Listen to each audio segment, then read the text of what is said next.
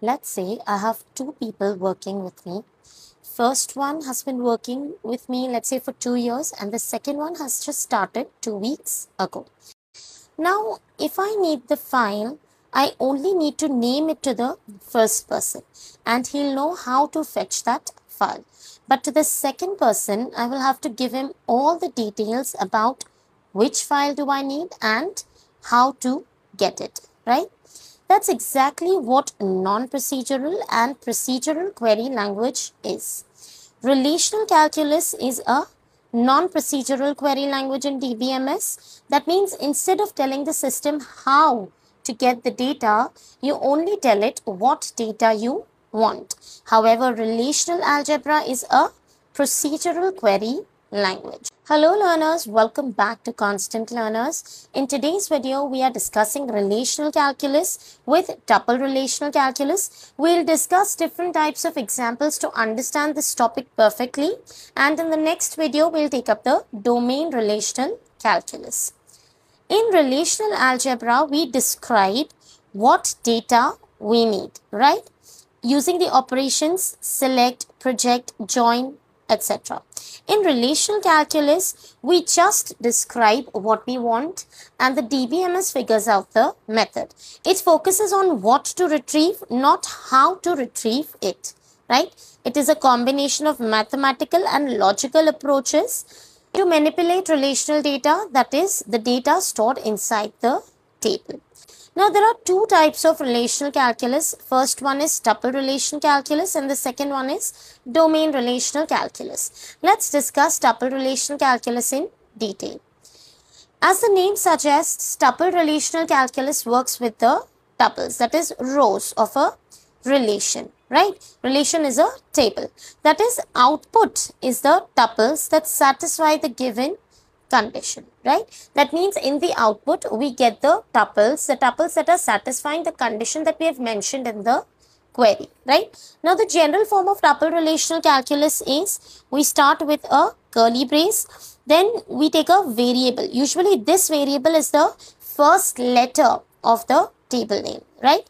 Then we put this symbol which says such that condition T. That means we need all the tuples that satisfy this condition, right? Now, the first condition will always be the name of the table from which we need the tuples, right? So, usually this query is written as T such that first thing is the table name and in the bracket we write T, the variable, and whatever condition we want these tuples to satisfy, right? So, first condition will always be the table name along with the variable, and second condition that we need the tuples to satisfy. This can also be written as T such that T belongs to the table name and whatever condition we want the tuples to satisfy, right? So, the database system evaluates the condition, this condition, okay, for each tuple in the table. Like if this is a table, right, it goes and checks every row, every tuple in the relation, and whichever tuple satisfies this condition, that will come out as the output, right? So, query returns all tuples for which the condition is true. Now, TRC uses logical operators, right, like and, or, not, right, and it uses quantifiers, there exists, and for all.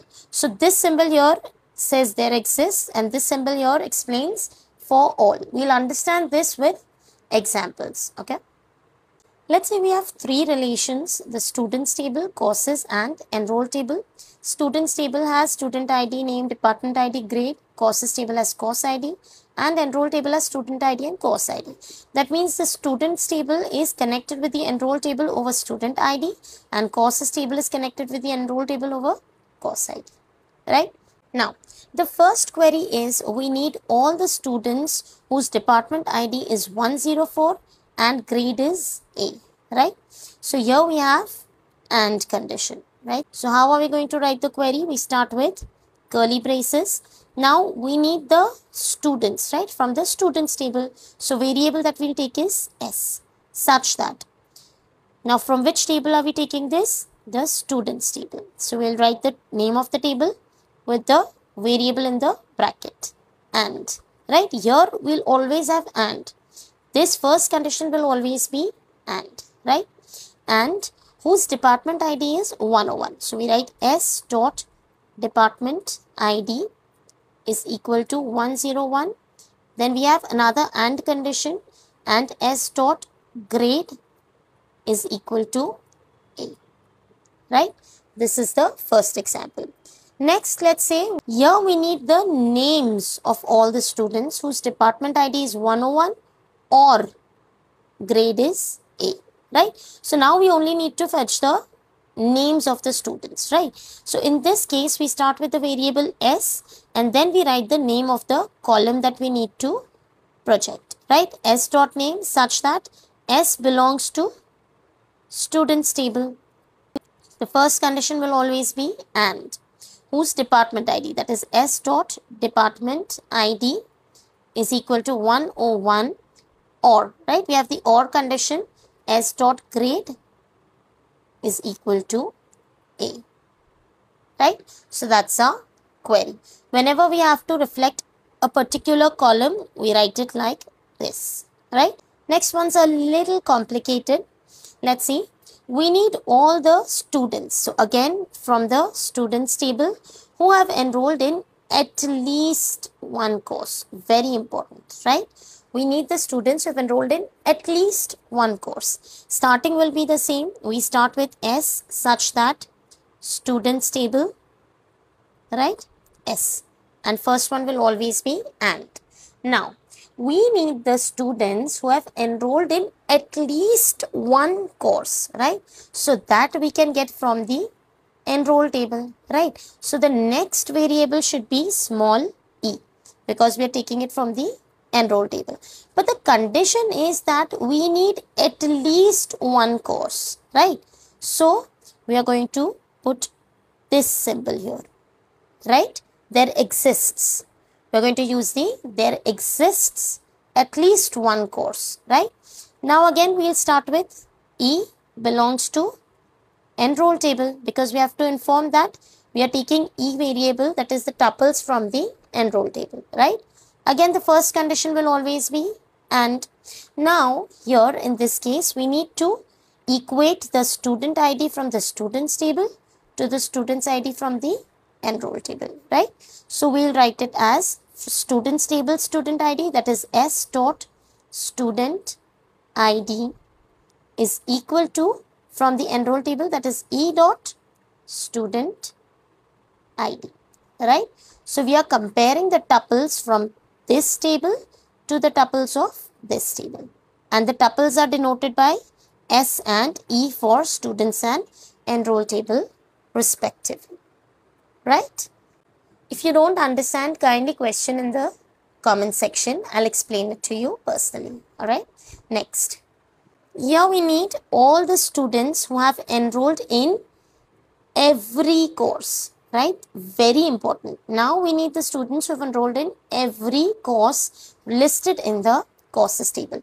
Now I have to explain you one thing here. See, let's say we have three courses, C1, C2 and C3. Right? So we start with the students table. We check for C1. But here the condition has to be that the student's ID from here and here should be equal and the course ID from here and here should be equal for every row in the enroll table. Right? So we start with, let's say S1. We go for C1. For C1 we check this condition. What condition? That this student ID should be equal to this student ID and in the same row, this course ID should be equal to this course ID. If this is true, then we check for S1, we check for C2. Again, C2 will check whether for C2, if this condition is true, that is student IDs are equal for students table and enroll table and course IDs are equal for course table and enroll table. Then if that is true, we check S1 for C3. If it is true, then S1 will be present in the output, right? Then we check for S2. We go for S2, we check for C1, right? For C1, we check this condition, whether this student ID for S2 is equal to this student ID and the course ID is equal to this course ID. If this is true, then for S2, we check for C2, right? If let's say this condition here is false, okay, then in that case, S2 will not be present in the output, right? So this is the entire series that is happening. We start with the first student's row. We check for the first row in the courses table. We check this condition, right? This is our condition actually, right? Then for first student, we check for the second row in the courses table. If for that this condition is true, then for the student, we check for the next course. Alright. Now, here also some things will happen with the courses that we will discuss while explaining the query, right? Now, again we start with the curly braces. We need all the students, right? So the first variable will always be S such that students, S we need from the students table, right? First condition will always be AND, right? Next, for every student, we need to check for every course, right? Because the student will present in the output only if it is enrolled in every course, right? So for this, we need to check for every course. And for all, we have a quantifier, this, right? This means for all the courses. For the courses table, we use the variable C, right?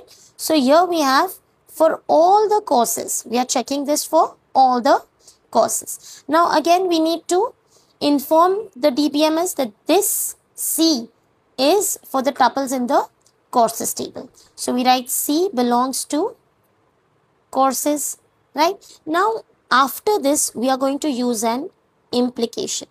Why do we use an implication? I'll explain it after the query is completed, right? What is the implication here? That for every course, there exists an entry in the enroll table, right? So for there exists, we use the there exists symbol, right? There exists an entry in the enroll table. So we take the variable small e. Again, we need to inform that small e is belonging to the enroll table, right? Again, the first condition will be in AND with the other conditions. Now the actual condition is that the student ID here should be equal to student ID here and the course ID here should be equal to course ID here. That is our actual condition, right? So how do we write the actual condition here? We write it as S dot student ID is equal to E dot student ID, right? And along with this, another condition should also be true. So we use AND C dot course ID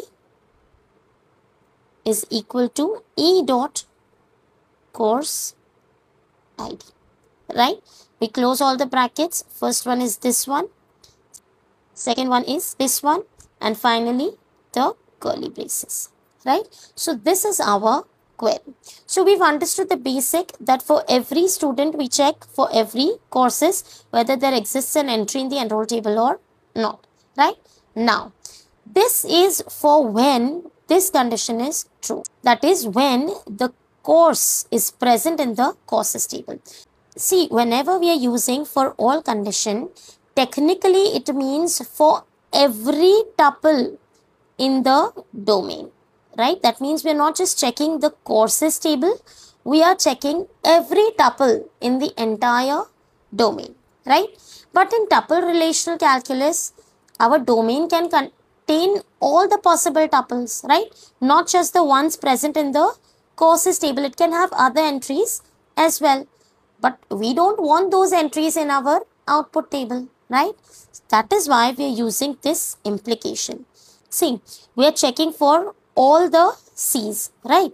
Now, when this C is present in the courses table, that means this condition will be true. And then we will check the condition after the implication. If this is also true, then this particular student will be present in the output, right?